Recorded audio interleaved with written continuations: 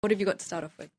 Well, are European leaders ganging up against Hollande? That's what the Nouvelle Observateur asks. This isn't their original story. It comes from the German magazine Der Spiegel, who reported this weekend that apparently Angela Merkel, Spanish Prime Minister Mariano Rajoy, the new Italian Prime Minister Mario Monti, and David Cameron have all secretly agreed amongst themselves not to meet François Hollande during his campaign.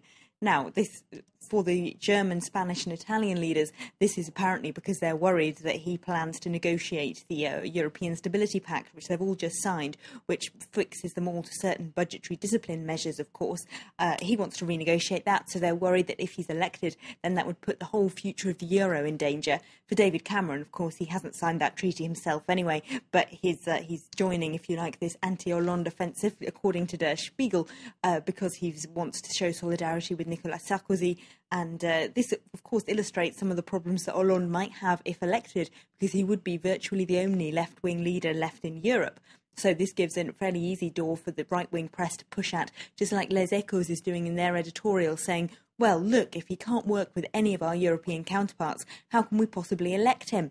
But as the website Rue 89 points out, this might actually play well for him in the long run electorally, because two things that are very unpopular with the French public are the idea of foreign leaders trying to get involved in their politics and those budgetary discipline measures that Europe is imposing on France. So really, if there is a pact against him, or even the rumour that there is, it might help him gain credibility on his left, they say. Now, staying with François Hollande, some people saying that he's moving too far to the left. Well, those who were saying it the most are those who are worried about his supposed 75% tax that he's promised to bring in on earnings of over €1 million a year. Le Parisien is going over this again today on their front page. They've got fiscal exodus, why they're trying to leave, and they're talking about all those tax lawyers in Brussels, London and Geneva who apparently are getting huge influx of French people coming to see them to find out how they can get their income out of France in time. Now, they say that Hollande himself is pretty relaxed about this. They've got a nice cartoon of him waving off some very wealthy French people in their Mercedes saying, oh, let me know your address, maybe we can write to one another. And they say, that he is as relaxed as this about the idea that rich people are going to take their tax euros elsewhere because it's such an electorally popular policy. Apparently 2/3 of people think that the rich should be paying more tax. What else is making headlines today?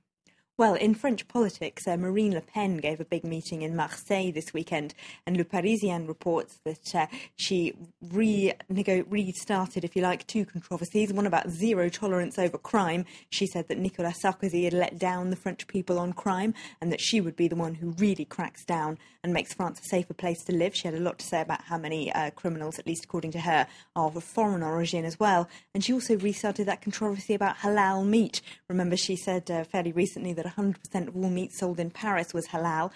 She said that again yesterday in her meeting. And Nicolas Sarkozy, in a big meeting at the weekend in Bordeaux, also really, it seems to be Marine Le Pen who is leading the debate, if you like, on the right, because he went over a lot of the same themes. The paper reports at the weekend, talked about how he's going to impose zero tolerance on crime again. He talked about the burqa, he talked about immigration, and he talked about halal meat. He said all meat should be labelled so that you don't inadvertently buy halal meat by accident. Now, the left-wing candidate Jean-Luc Mélenchon tells Le Parisien this whole debate has got grotesque, and what kind of meat you buy should not be a political issue. Looking at international news now, what is the French press making of Putin's victory in Russia?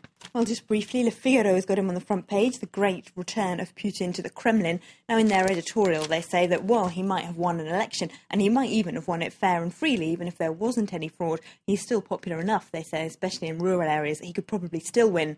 But they reckon there's evidence there was a widespread fraud. And also, they say he's come to the end of an era. He was originally elected in 2000 in an era in which the Russians wanted stability more than anything. They were willing, if you like, to take, for a lot of the middle classes, a trade-off to have a certain amount of prosperity in exchange for stability and the lack of democratic freedom. But now, that's not enough. They want those freedoms.